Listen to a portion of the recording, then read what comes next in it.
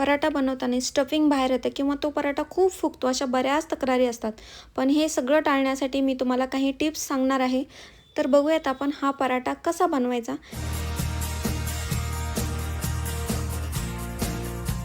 मी इथे साधारण 2 कप गव्हाचं पीठ घेते आणि त्याच्यामध्ये थोडंसं मीठ टाकून, पाणी टाकून आपल्याला ते गव्हाचं पीठ मळून घ्यायचं आहे. जसं आपण रोटी बनवण्यासाठी पीठ मळतो, सेम तसंच पीठ मळायचं आहे.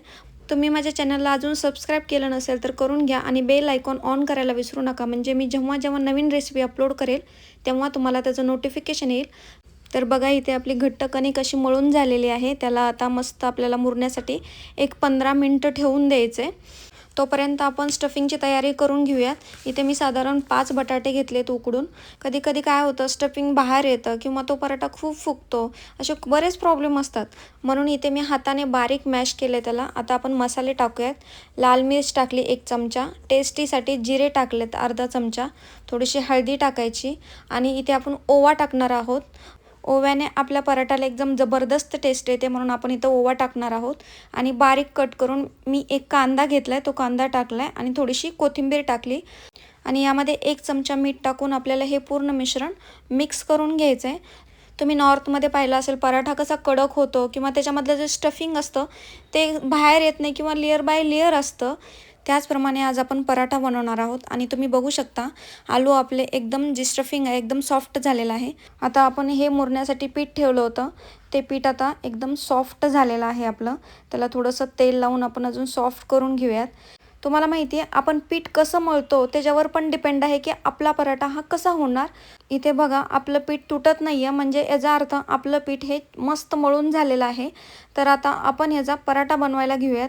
ज्याप्रमाणे आपण रोटी बनवतो त्याचप्रमाणे आपल्याला एक छोटा बाईट घेऊन आपल्याला त्याची रोटी लाटून घ्यायचं आहे. पण आपण पराठ्यामध्ये इथं स्टार्टिंगला स्टफिंग टाकणार नाही आहेत.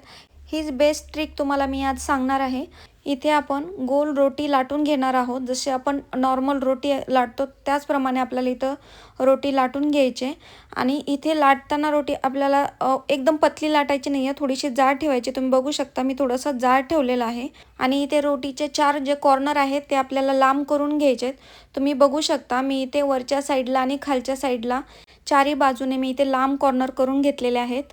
आणि यावरती आता आपण जे स्टफिंग होतं, जे मिश्रण बनवलं होतं ते मिश्रण त्याच्यावरती ठेवून द्यायचे आणि जे लांब केले होते आपण रोटीचे जे कॉर्नर चारी ते त्याच्यावरती ठेवून द्यायचे.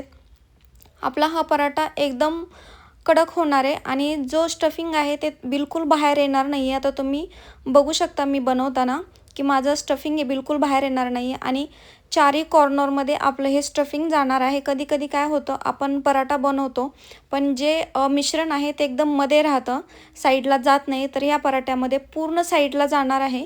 आता हा लाटून झालेला आहे आपला पराठा. आता आपण ह्याला मस्तपैकी भाजून घ्यायचं आहे आणि याला यूज करायचं आहे आपण बटर किंवा तुम्ही तूप पण यूज करू शकता. मी इथे बटर यूज करते आहे. तर आपण इथे बटर टाकून घेऊया दोन्ही साईडने. असेच टेस्टी पराठे मी बनवत असते. तर तुम्ही मला कमेंट करून सांगा की तुम्हाला कोणते पराठे आवडतात. नक्कीच मी ते रेसिपी तुमच्यासाठी बनवेल. बघा आता दोन्ही साईडने आपण इथे बटर टाकून घेतले आणि याला लो फ्लेमवरती आपल्याला कडक असं भाजायचे. आपला पराठा हा फुगणार नाही आपल्याला, कारण कडक बनवायचा आहे. आपण हॉटेलमध्ये पराठा खातो तो कडक पराठा असतो, त्याचप्रमाणे अगदी आपला हा कडक पराठा बनलेला आहे. तुम्ही बघू शकता हा आपला मस्त बनून झालेला आहे पराठा. आणि हा पराठा एकदम टेस्टी झालेला आहे. तुम्ही ही रेसिपी नक्की ट्राय करा आणि मला सांगा. आणि ह्याच्यावरती थोडंसं आपण अजून बटर ठेवणार आहोत आणि हा पराठा आपण दहीसोबत खाणार आहोत. इतका टेस्टी लागणार, इतका भारी लागणार आहे. तुम्ही ही रेसिपी नक्की करून पहा आणि मला कमेंट करून सांगा की तुम्हाला ही रेसिपी कशी वाटली. आणि तुम्हाला ही रेसिपी आवडली असेल तर माझ्या चॅनलला सबस्क्राईब करायला विसरू नका. तर भेटूयात आता पुढच्या रेसिपीमध्ये.